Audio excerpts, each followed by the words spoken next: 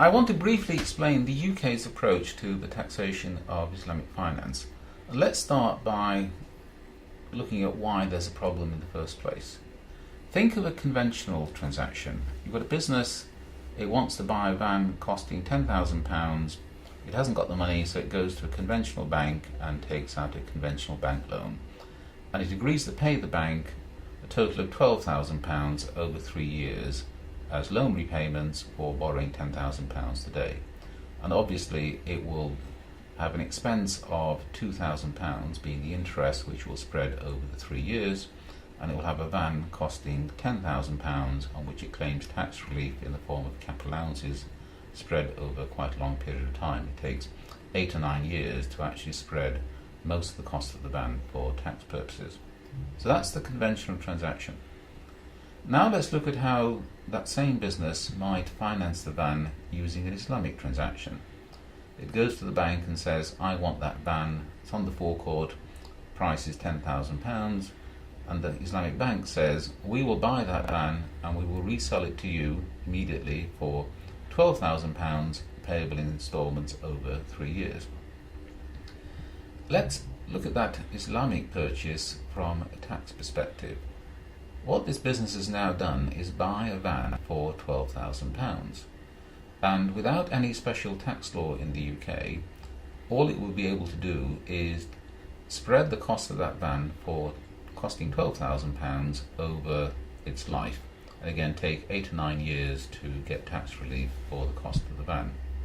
So you get two separate answers depending upon whether it's a conventional transaction where £2,000 of finance costs get spread over only 3 years, while the £10,000 cost gets spread over 8 or 9 years, or if it's an Islamic transaction, you will be spreading £12,000 over 8 or 9 years. So you get two different answers depending on whether it's Islamic or conventional, and that is not a level playing field.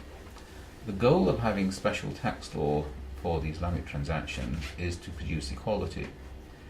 But there are some fundamental principles in UK tax law that the government didn't want to deviate from. The most important is that the same tax law applies to everybody in the country. It doesn't matter what your religion is, it's exactly the same tax law. And what the government has come up with is a very smart way of enabling Islamic financial transactions to take place to get to what we would regard as the right answer, but without deviating from that principle that it's the same tax law for everybody. So just looking at this particular transaction, let's look now at how it works under UK tax law following the changes.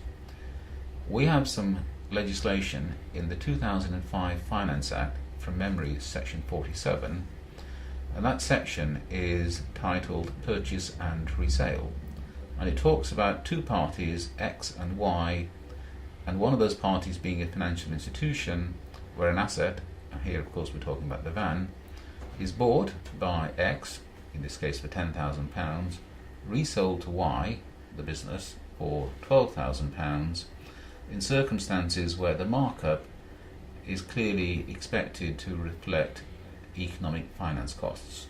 It's equivalent to a loan at interest. So we're assuming that the £2,000 spread over 3 years is economically about a fair price equivalent to interest.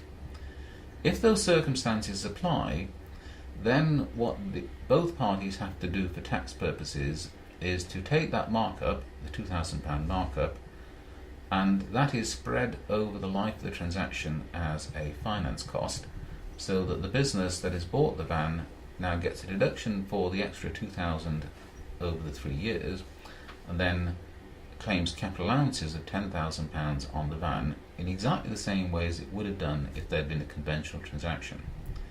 But the UK has been able to get to this answer without saying that this tax law only applies if the transaction is Sharia compliant.